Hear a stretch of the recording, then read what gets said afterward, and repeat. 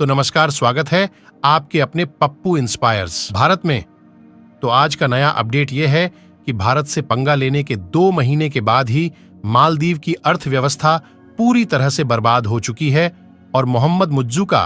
भारत से पंगा लेने का अंजाम इतना भारी पड़ जाएगा, यह मालदीव के राष्ट्रपति मोहम्मद मुइज्जू को नहीं मालूम था। मालदीव की हालात ये हो गई है कि उसे श्रीलंका और पाकिस्तान जैसे देशों से मदद की भीख मांगना पड़ रहा है और चीन ने मालदीव का वही हाल कर दिया है जो कि कुछ सालों पहले पाकिस्तान और श्रीलंका के साथ हुआ था।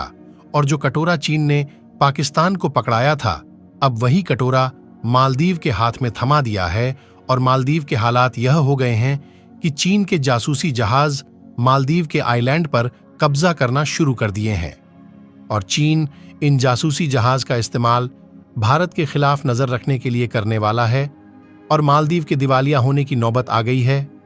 जहां वह भी पाकिस्तान के जैसे घर घर भीख मांगने की तैयारी कर रहा है। पूरी रिपोर्ट क्या है इस वीडियो में समझते हैं। उससे पहले अभी तक हमारे चैनल को अगर आपने सब्सक्राइब नहीं किया है तो प्लीज सब्सक्राइब करके बेल नोटिफिकेशन को ऑन जरूर कर लीजिए। यानी कि मालदीव ने यह सोचा था कि भारत से दुश्मनी मोल लेगा तो चीन उसकी मदद करता फिरे, और मालदीव का यह सोचना बिल्कुल सही था। लेकिन मालदीव के राष्ट्रपति ये सोचना भूल गए कि पाकिस्तान और श्रीलंका ने कुछ साल पहले इसी तरह भारत से दूरियां बनाकर चीन से हाथ मिलाया था, जहां पाकिस्तान और श्रीलंका की मदद चीन ने इस तरह से की है कि आज पाकिस्तान के हाथ में कटोरा के अलावा और कुछ भी नहीं बचा है और भारत से पंगा लिए मालदीव को 2 महीने भी नहीं बीते कि दिवालिया हो चुका है और चीन भी मालदीव की मदद करने से कतरा रहा है। और भारत, जो कि मालदीव जाने वाले टूरिस्ट में नंबर 1 पर था,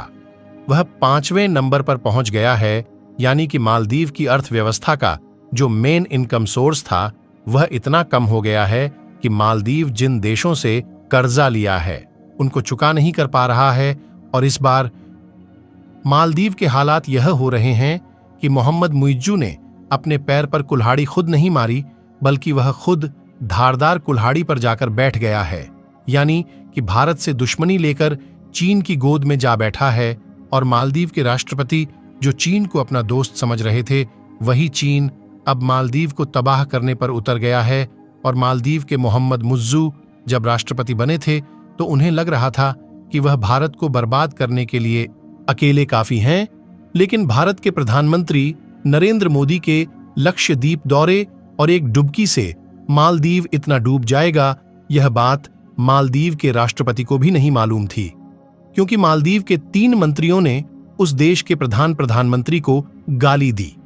जिस देश के टूरिस्ट से मालदीव की जनता का पेट भरता है, इसके अलावा दवा से लेकर खाने पीने की वस्तुएं भारत से ही मालदीव भेजी जाती हैं। यानी कि मालदीव इस शिकंजे में फंस गया है कि वह भले ही भारत के 77 सैनिकों को वापस भारत भेज दे, लेकिन वह भारत का कुछ भी नहीं बिगाड़ सकता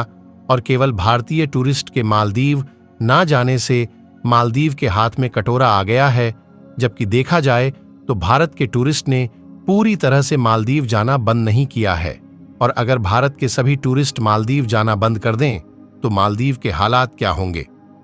इसका अंदाजा आप भली भांति लगा सकते हैं। और हाल ही में कुछ ऐसी रिपोर्ट सामने निकल कर आई हैं जिसमें यह बताया गया है कि मालदीव इस समय किस तरह से फंस चुका है। और इस रिपोर्ट को देखें तो मालदीव इस समय